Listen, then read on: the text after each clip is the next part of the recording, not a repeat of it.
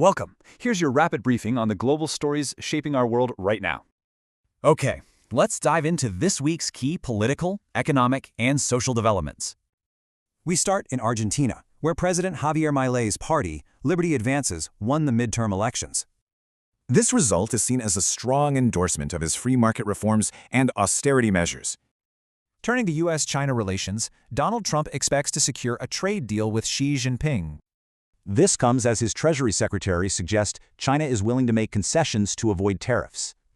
However, U.S.-Canada relations are tense. Trump threatened a 10% tariff hike over an Ontario ad. He called the Canadian province's pro-free trade ad, which featured Ronald Reagan, a hostile act. In Turkey, a court issued a new arrest order for Istanbul's jailed mayor, Ekrem İmamoğlu. A key rival to President Erdogan, he now faces charges of political espionage, which he denies.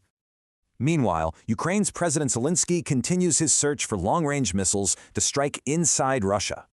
This follows setbacks, including the EU failing to agree on a funding plan from frozen Russian assets. Let's move to the economy. Japan's stock market has surged to a new record.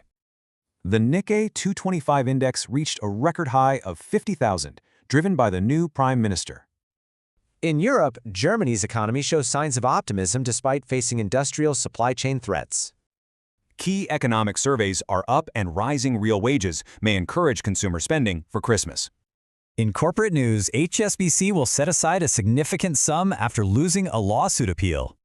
The case is linked to the Bernie Madoff Ponzi scheme, costing the bank over $1 billion. Now for society. Hong Kong's government missed a court deadline to legally recognize gay relationships. A bill was voted down, pitting international image against alignment with mainland cultural values.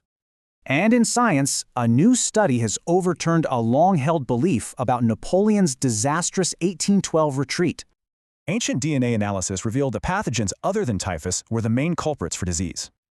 And this brings us to the figure of the day, $440 billion. So, the crucial point is, this number represents the value of Chinese exports to America in 2024. This figure underscores the high stakes in trade talks. Which story will you be following?